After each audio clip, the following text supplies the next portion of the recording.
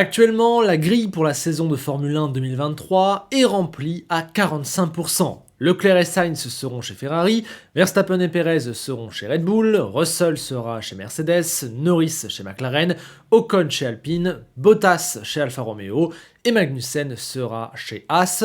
Ces 9 sièges sont remplis, qu'en est-il des 11 autres ? Eh bien aujourd'hui, je te montre qu'en répondant à 12 petites questions, on peut obtenir la grille complète pour la saison prochaine. Abonne-toi qu'on arrive bientôt aux 50 000 abonnés et on est parti.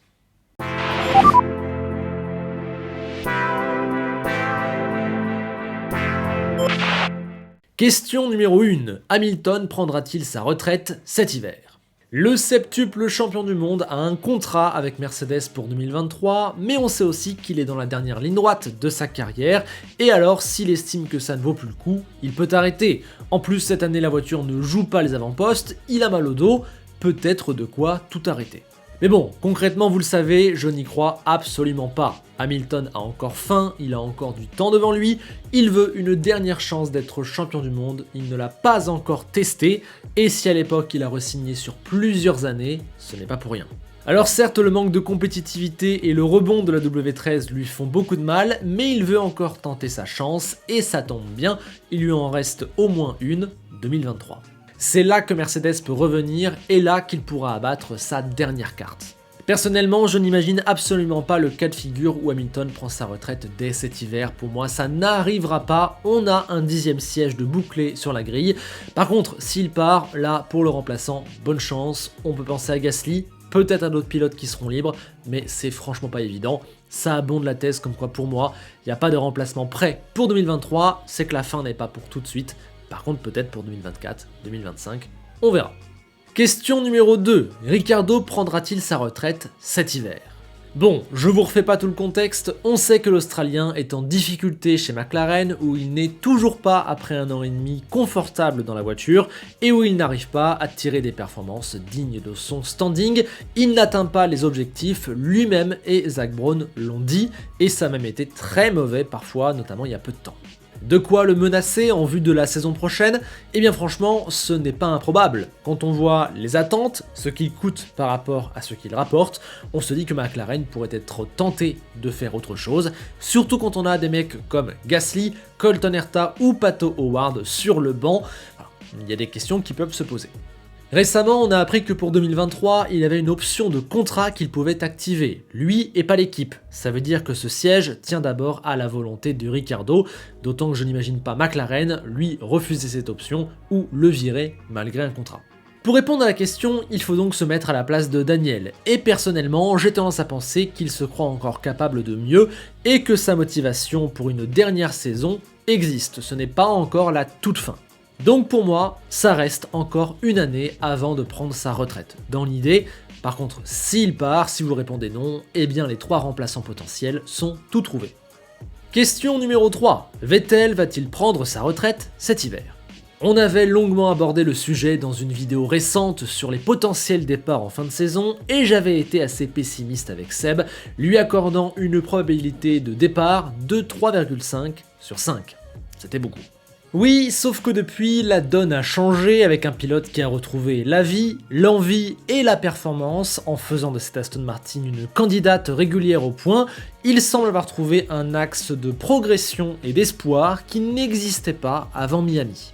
Donc sincèrement, si les choses se poursuivent dans cette dynamique avec un Vettel qui a retrouvé la perf et le sourire, eh bien je l'imagine bien re-signer pour peut-être une saison de plus, au cas où peut-être qu'en 2023 il pourrait jouer des choses intéressantes. On l'a vu à Bakou, il jouait le top 5, pourquoi pas. En vrai, ça se voit qu'il aime trop la Formule 1 et c'est quand même un champion, donc ne sous-estimons jamais l'appétit des champions. On voit qu'il a trouvé un nouvel équilibre dans une nouvelle équipe, il va pas y rester seulement pour 2 ans. Bref, je le vois bien signer un 1+1 pour continuer d'être le papy sage du paddock. En revanche, s'il part, là c'est pas du tout évident pour le remplaçant. Je ne pense pas que Gasly y irait, je ne comprends pas la rumeur Mick Schumacher. Hülkenberg, je trouve que ça fait beaucoup, il n'y a pas de jeunes qui sont prêts. Voilà, je ne sais pas comment il ferait en cas de siège libre. Je laisse libre cours à votre inventivité pour vous projeter. Question numéro 4. Alonso va-t-il prendre sa retraite cet hiver ? Alors autant pour Ricciardo et Vettel on peut se poser la question, autant pour Alonso, non. Oui, il faut le garder à la place d'Alpine, et oui, il semble vouloir continuer. Je pense que sur ce cas-là, il y a très peu de suspense. Son retour est une réussite, il a un niveau d'enfer, le projet est pensé autour de lui, il y a encore 1 ou 2 ans pour peut-être espérer quelque chose, c'est sa dernière opportunité en F1. En quelques mots, je pense qu'il va encore tenter d'aller au bout pour tout exploiter au maximum ce qu'il peut avoir. Donc pour moi, dans quelques semaines, pourquoi pas au niveau du Grand Prix de France, on va apprendre qu'il a prolongé pour 2 ans. Je précise que je n'ai aucune info, c'est juste mon ressenti et ce qui irait dans la suite logique des choses. Ça va aussi avec les rumeurs qui envoient Piastri vers un autre baquet. Bref, pour moi, Alpine Alonso 2023, c'est fait. Question numéro 5, Mick Schumacher peut-il sauter ? C'est un petit peu le sujet mercato qui a percé récemment. Avec ses 2 gros crashs trop coûteux pour Haas et les performances qui peinent à séduire, Mick Schumacher est sous pression. Ce n'est pas complètement immérité. En effet, c'est vrai, il y a 2 gros crashs qui ont coûté très cher et la moitié des grands prix ont été plutôt décevants de sa part. C'est sa 2e saison et pour l'instant, on ne sent pas quelque chose de grandiose. Maintenant, je vais rappeler une nouvelle fois, et ce n'est pas pour le défendre inutilement, c'est juste pour traiter tous les pilotes sur un même pied d'égalité, qu'il a gagné les 2 catégories juniors qui comptent, que c'est sa première vraie saison de Formule 1, qu'il a à côté de lui une superbe référence du midfield, et que sur quasiment la moitié des grands prix, il y avait vraiment quelque chose d'intéressant, qui n'a malheureusement pas été au bout, à cause de malchance ou de petits manquements compréhensibles. Je pense à l'Australie, je pense à Miami, je pense au Canada, qui était vraiment pas mal. On peut aussi citer Bahreïn et Barcelone, qui pour un semi-rookie ne sont franchement pas trop mal. Alors je suis d'accord, pour l'instant il est clairement pas dans les traces de Russell et Leclerc qui sont les références en la matière ces dernières années, mais sur certains passages, je l'ai vu faire des choses qui méritent qu'on lui laisse du temps. Sa saison n'est pas encore assez bonne, mais ce n'est certainement pas une catastrophe, surtout vu sa faible expérience et les quelques malchances qu'il a connues. Tout ça pour dire que pour moi, il mérite encore sa chance, clairement. Dans le processus normal du développement de sa carrière, une 3e saison chez Haas serait normale, logique, et là, on pourrait vraiment commencer à être sévère avec lui. C'est d'autant plus vrai que Haas n'a personne à mettre et que ce siège appartient à Ferrari, Ferrari qui n'a aucun jeune en Formule 2, Leclerc et Beganovic sont sur un timing beaucoup plus lointain.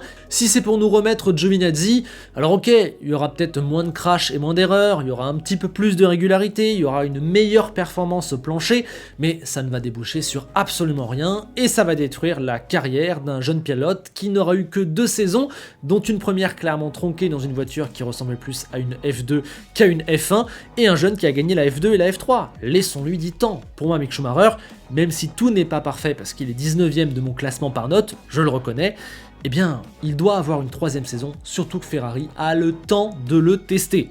Allez, 3e saison, pour moi c'est fait. Par contre, s'il part, je vois pas quel choix pourrait être intéressant à la place parce que c'est Ferrari qui a la main sur ce siège. Question numéro 6, Lance Stroll peut-il sauter ? On le sait, l'ami canadien a son siège plus ou moins garanti de par la présence de son père tout au sommet de l'équipe. Et bon, autant vous le dire tout de suite, la fin n'est pas pour tout de suite, il aura son siège en 2023, car c'est encore un petit peu tôt et car clairement personne ne pousse derrière chez Aston. On l'a vu avec Vettel, il n'y a même pas de candidat naturel à un éventuel remplacement. Malgré tout, petit à petit, au fil des saisons décevantes où le progrès n'est pas assez convaincant et où il reste trop de performances indignes de ce qu'il devrait faire, eh bien on se dit qu'à un moment, les ambitions du père vont dépasser le niveau du fils. Lawrence Stroll est arrivé en F1 à la base pour son fils, c'est une évidence, et il a racheté Racing Point, devenu Aston Martin, pour ça, en grande partie. Oui, mais aujourd'hui, il est à la tête d'une super marque et il a devant lui des chiffres, c'est un super businessman. Et s'il se rend compte qu'il y a moyen de faire mieux au niveau global en virant son fils pour quelqu'un d'autre, peut-être que dans 2-3 saisons, il pourra commencer à réfléchir à cette option. Donc pour 2023, je n'ai pas d'inquiétude pour notre ami, par contre, peut-être que sur une horizon un peu plus lointaine, ça commence à chauffer. En tout cas, j'aimerais bien dès maintenant qu'il ait un petit peu la pression pour peut-être nous montrer autre chose. Question numéro 7, que veut faire Red Bull avec Tsunoda et les jeunes de Formule 2 ? Alors là, autant vous le dire tout de suite, on commence à rentrer dans la tête d'Helmut Marko et de Christian Horner, donc c'est assez dur à anticiper, mais vous allez voir, il y a 3 axes de réflexion que j'ai clairement séparés. Le japonais n'a pas encore complètement convaincu, loin de là, mais montre cette saison une claire amélioration et parfois même un potentiel ultra intéressant. Le problème, c'est qu'il reste très inconstant. Je pense qu'on l'a vu sur l'ensemble des derniers week-ends. Parfois c'est bon, parfois c'est excellent, parfois c'est mauvais, parfois c'est très mauvais. En témoigne Montréal, c'est très dur de le suivre. Et quand même, mine de rien, on se dit que peut-être il peut devenir un pilote de Formule 1, un bon pilote de Formule 1, mais il n'aura peut-être jamais ce truc qui fait les très grands, et en plus de ça, la place chez Red Bull elle est bouchée jusqu'en 2025 par Perez, et elle est bouchée dans tous les cas par Verstappen jusqu'en moins 2030, 2040, 2050, je ne sais pas. Donc est-ce que Red Bull croit vraiment en Tsunoda pour l'avenir? C'est dur de dire. Oui, mais en face, personne ne convainc en Formule 2. Daruvala est certes 3ème, mais n'impressionne personne et c'est déjà sa 3ème saison. Vips me plaît beaucoup à titre personnel, mais c'est un peu juste et il va avoir 22 ans. Auger est intéressant, surtout qu'il a gagné la F3, mais il n'est pas encore prêt. Lawson, pareil, est un petit peu moins bon, je trouve. Et Iwasa, c'est pas pour tout de suite. Donc concrètement, malgré une vraie fenêtre d'opportunité, personne ne convainc en Formule 2 pour arracher cette place en Formule 1, et Tsunoda lui-même nous laisse assez perplexes. Je pense donc que Red Bull a préféré prolonger le japonais dans le doute que peut-être il se révèle vraiment avec le temps, et surtout car mettre un jeune en F1, ce n'est pas juste un test comme ça bloque une place pour au moins 2 ans, or Daruvala ou Vips ne sont peut-être pas assez bons pour bloquer la place à un Auger qui arriverait derrière, ou si on regarde encore plus loin, à Crawford ou Isaac Hadjar qui sont vraiment excellents en Formule 3 et auxquels Red Bull croit beaucoup. Peut-être que la solution, c'est de rester avec Tsunoda qui peut-être peut se révéler et on voit dans 2-3 ans et là on met peut-être un Hadjar, un Auger. Personnellement, c'est la solution pour laquelle j'opterais et pour laquelle je pense que Red Bull va opter, garder Tsunoda, se passer des quelques jeunes en Formule 2 et attendre sur du plus long terme pour un nouveau talent qui serait dans un meilleur timing, qui pourrait penser à 2025-2026 chez Red Bull. Bref, voilà, je ne sais pas ce que vous en pensez de votre côté. Question numéro 8, que veut faire Red Bull avec Albon ? Propulsé chez Toro Rosso au lieu d'aller en Formula I, puis propulsé chez Red Bull au bout de 6 mois, avant d'être complètement en dehors de la Formule 1 un an et demi après, Alexander Albon vient enfin de trouver de la stabilité en re-rentrant en Formule 1 et en étant très bon du côté de Williams. Clairement, il montre qu'il mérite sa place en Formule 1 et je suis persuadé que l'écurie britannique voudra le garder. Bon, malheureusement la voiture marche pas, mais lui il a fait le taf, il a sa place en F1. Maintenant attention, est-ce que Red Bull n'aurait pas envie de la rapatrier chez AlphaTauri parce qu'il fait du plutôt bon boulot ? À mon sens, non, car ils ont toujours la main sur lui et pourront le faire plus tard. Pas besoin de se précipiter, laissons les 2 sièges AlphaTauri libres, peut-être pour Gasly, Tsunoda ou un jeune. Voilà, on va pas ramener Albon au milieu de tout ça, alors qu'on a toujours une option sur lui qu'à tout moment, il peut revenir. Pour moi, il n'y a ni l'intérêt ni le timing pour enlever Albon de Williams et le mettre chez AlphaTauri. Donc pour moi, du Alexander, ça va prolonger dans l'écurie britannique. Je ne vois pas trop d'autres solutions. Je ne sais pas si vous avez un autre scénario. Question numéro 9. Que veut faire Red Bull avec Gasly ? Là, on a la réponse. Le garder. Récemment, on a effectivement appris qu'un contrat pour 2023 avait été activé, donc Gasly a sa place chez AlphaTauri pour la saison prochaine. Mine de rien, c'est une belle assurance, car avec la re-signature sur du long terme de Perez, on aurait pu se dire qu'ils allaient se désintéresser du français, car il ne leur servait plus à rien. Et bien si, il leur sert pour AlphaTauri, effectivement il est un bon meneur pour l'écurie, et ils ont décidé de le garder encore un an. Voilà, ça répond donc à une question, mais ça en apporte nécessairement une autre. Question numéro 10, que veut faire Gasly ? On l'a compris, il n'y aura pas de place pour Pierre chez Red Bull avant au moins 2025, voire peut-être jamais, et dans tous les cas, la présence de Max Verstappen l'y empêchera d'être le numéro 1. Il faut donc à mon avis qu'il s'en aille, mais la question, ça reste où et quand ? C'est très compliqué de répondre à ces deux questions combinées, mais ce qui est rassurant, c'est qu'il a une place chez AlphaTauri. Il peut donc tranquillement rester là et juger les options qui s'offrent à lui et ne bouger que s'il y a quelque chose de bien vraiment. Il n'est pas obligé de se précipiter vers la sortie de peur de perdre son siège. Il a encore plus d'1 an pour voir venir et choisir. Mieux, selon moi, c'est évidemment Mercedes en cas de départ d'Hamilton, mais ça, on a compris, c'est plutôt pour l'an prochain, donc autant attendre. Et c'est aussi sûrement McLaren en cas de départ de Ricciardo. Ça, du coup, peut-être cette année, ce qu'il ferait bouger, ou peut-être l'an prochain. Quant à Aston, Williams ou d'autres pistes, je ne pense pas qu'il bouge maintenant pour ça. Il préférera attendre encore 1 an. Pour savoir où sera Pierre l'an prochain, il faut simplement savoir si Hamilton ou Ricciardo vont partir et s'il est prêt à bouger maintenant pour McLaren ou Mercedes. Je pense que pour Mercedes, oui, il bougerait maintenant, mais je ne vois pas Hamilton partir. Pour McLaren, le débat s'installe. Est-ce que McLaren aussi le choisirait ? Je ne sais pas, là, il y a débat. Mais bon, si je devais parier, j'ai dit qu'Hamilton et Ricciardo resteraient là où ils sont, donc je vois Gasly également rester une nouvelle année chez AlphaTauri avant de bouger, cette fois peut-être réellement et pour du mieux, en 2024. Question numéro 11, Latifi peut-il encore garder sa place ? Là pour le coup, pas de suspense. Non, le Canadien va nous quitter après 3 saisons en Formule 1, il arrive à la fin de son contrat, et je ne vois pas dans quel monde il peut être prolongé, surtout que maintenant Williams n'est plus complètement dans la panade financière et n'a plus vraiment besoin de ses financements. J'ai déjà abordé son cas de multiples reprises, je crois simplement que la piste ne laisse plus de doute, il n'a pas le niveau F1 du tout.